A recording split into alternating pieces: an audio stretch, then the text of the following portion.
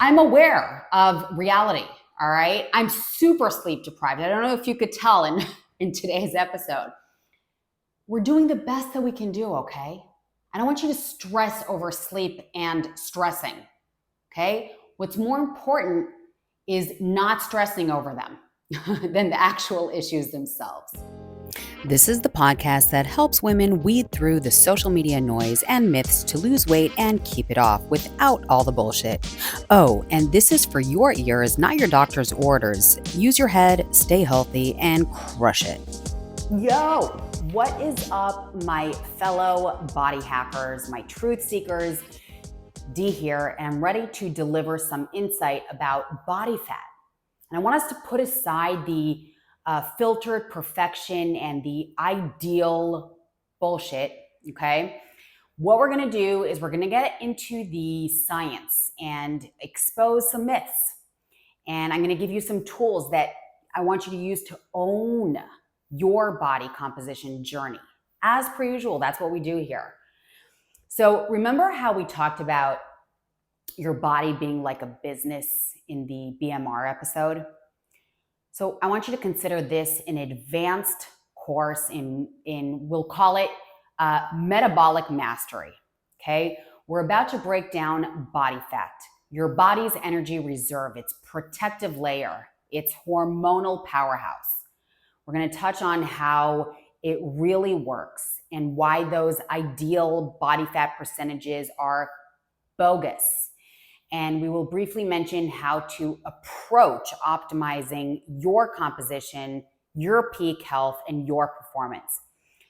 But before anything, first and foremost, I really want to address the elephant in the room, no pun intended, society's unhealthy obsession with thinness. We're bombarded with images of perfect bodies, making us feel inadequate and fueling disordered eating patterns all over us. Fat is not the enemy. It's essential for survival, for hormonal production, for brain production. We've got to shift the focus from shrinking ourselves to nourishing and strengthening our bodies completely regardless of the number on the scale. And speaking of unhealthy obsessions, did anyone else catch the Victoria's Secret comeback show? Don't get me wrong, I'm all about body positivity and inclusivity. I loved the show, but something felt off. It seemed to me like all the models who weren't stick thin were strategically covered up. Am I wrong? And if I am, please call me out in the comments if you saw it differently. But to me personally, it felt like a half-assed attempt at inclusivity, like we'll include diverse bodies, but only if we can hide them. I mean, come on, VS. Really, I truly believe that you can do better. All right, so there are 4 issues that we really need to get into. We need to address this urgently. And I want to drop some of the studies that I was reading in the notes, as usual, but I also want to mention some of them here briefly. The first thing we have to get into is the ideal body fat percentage. This is a myth. It's a tiresome myth. A study in the Journal of Clinical Endocrinology and Metabolism found that healthy body fat percentages vary widely, and not surprisingly. It depends on factors like age and ethnicity and activity level, and there's no one size fits all answer. Your optimal body fat is the one that supports your health and your performance and your well-being. 2 is the spot reduction. Please understand that this is a fairy tale. Research published on the Journal of Strength and Conditioning Research confirms that targeted fat loss is impossible. We've talked about this. You cannot pick and choose where your body burns fat. You can't. I want you to focus on your overall body composition through a combination of your diet, your nutrition, and exercise. Another thing is the scale obsession. Some of you, even my esteemed colleagues, are not going to love this. but get over it, okay? The scale is a liar, my friends. It doesn't differentiate between fat, muscle, bone density, or water weight. A study in obesity research found that fluctuations in body water can significantly impact the scale weight. I don't even understand why I have to say that, even without changes in body fat, okay? I want you to focus on how your clothes fit and your energy levels are and how you feel, okay? That's what I want you to focus on. Last, magic pills. This is a scam. Do not fall for the quick fixes. There was a review in the International Journal of Obesity that concluded that most over-the-counter fat burners, hate that name, are ineffective and potentially harmful. Sustainable changes are only through diet and exercise. It's the only proven way to improve your body composition. Now, body fat is more than just a number. It's a complex endocrine organ that plays a vital role in energy storage. Fat stores excess calories for later use, like your body's emergency fund. Insulation. It helps regulate your body temperature, keeping you warm in the winter and cool in the summer. How freaking cool is that? It is about hormone production as well. Fat cells produce hormones like leptin. That's the hormone that regulates your appetite. And adiponectin, which plays a role in insulin sensitivity. I want you to think about it as your body's internal communication system. It also protects us. It cushions your organs and provides structural support. Doesn't that sound cozy kind of for your organs?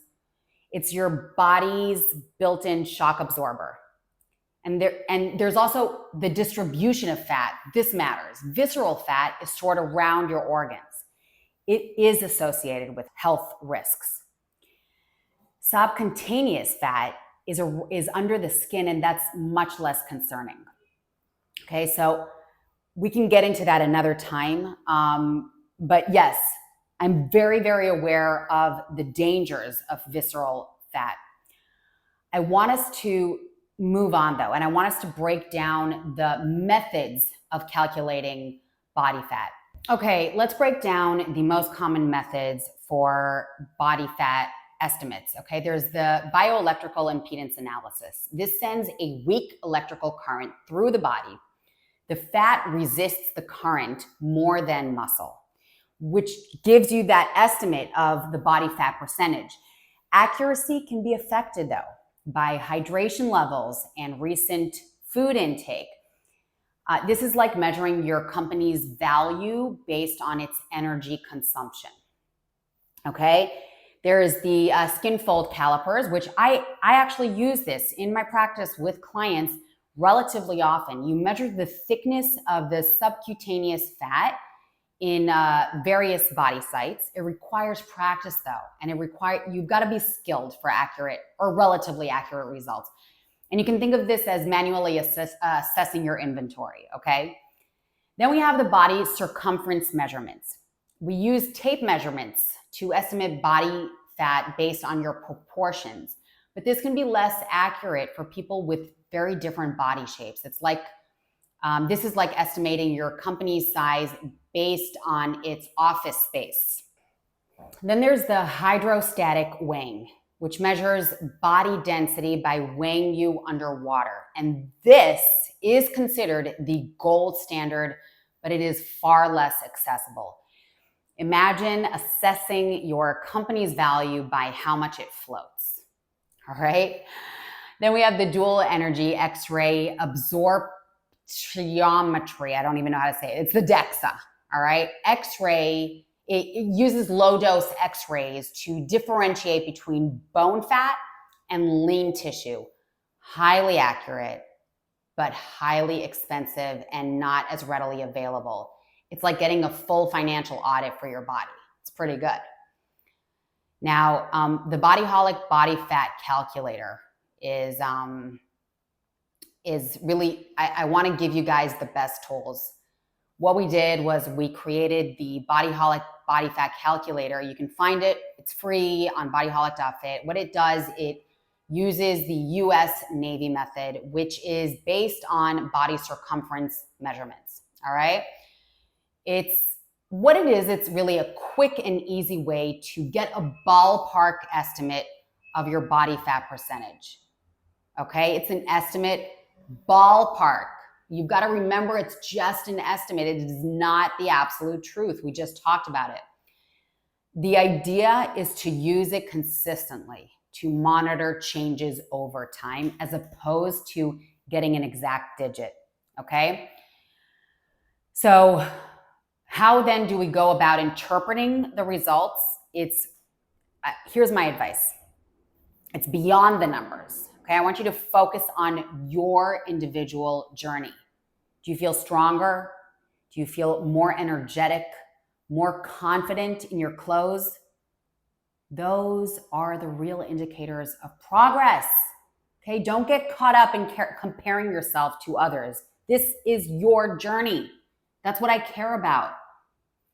So here are some actionable strategies, and I want us to really get into the body as a business more than those comparisons I did before.